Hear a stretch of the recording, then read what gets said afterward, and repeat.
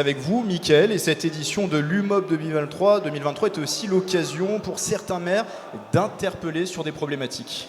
Ce mardi 10 octobre, Philippe Guiguen, maire des Clés-sous-Bois, a saisi dans un courrier le président de la République. Dans cette lettre, le maire d'hiver droite interpelle Emmanuel Macron sur ses déclarations et les mécanismes des régimes fiscaux qui régissent les collectivités territoriales. Le 24 septembre dernier, le président avait déclaré lors d'une interview sur TF1 et France 2 que l'augmentation de la taxe foncière n'était pas décidée par le gouvernement mais les communes, une position inacceptable pour Philippe Guiguen. Dans ce communiqué, il y a notre réprobation par rapport à ces propos. Il y a un constat sur la situation actuelle. Aujourd'hui, nous n'avons plus d'autonomie financière dans les communes, alors qu'en fait, c'est l'un des articles 72 de la Constitution.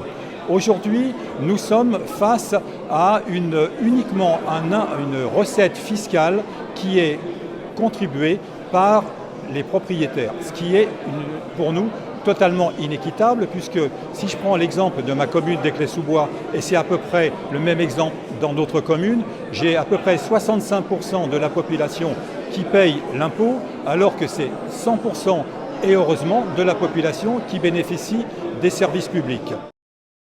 Le maire des Clés-sous-Bois ainsi que les 11 autres édiles de Saint-Quentin-en-Yvelines ont profité de l'UMOP pour engager des discussions. Philippe Guiguen les invite maintenant à engager avec l'État une réforme des mécanismes financiers. Toujours aux universités des mairies, une remise des trophées à laquelle nous avons assisté ce matin.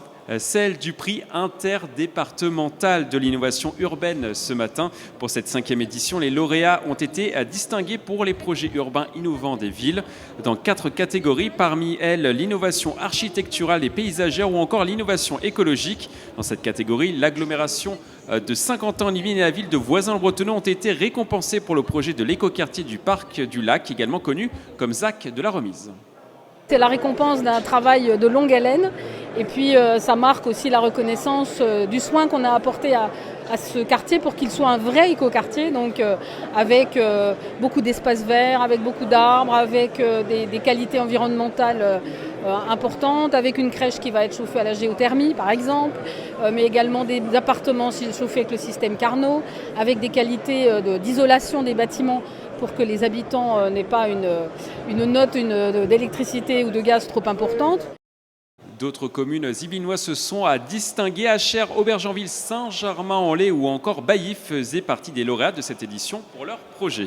Une information maintenant qui concerne le quartier du Val-Fouré à Mantes-la-Jolie. Et plus précisément, la mairie annexe de la ville qui va s'installer dans les locaux de la Caisse d'allocation familiale du Val-Fouré, à 2 pas de l'ancienne mairie incendiée pendant les émeutes fin juin. Jusque-là, la mairie annexe avait établi domicile à l'hôtel de ville, mais pour assurer un service de proximité et réduire les déplacements des habitants, une nouvelle délocalisation était nécessaire. Pour l'heure, quelques travaux minimes restent à faire. La mairie annexe devrait investir ses nouveaux locaux le 2 novembre prochain.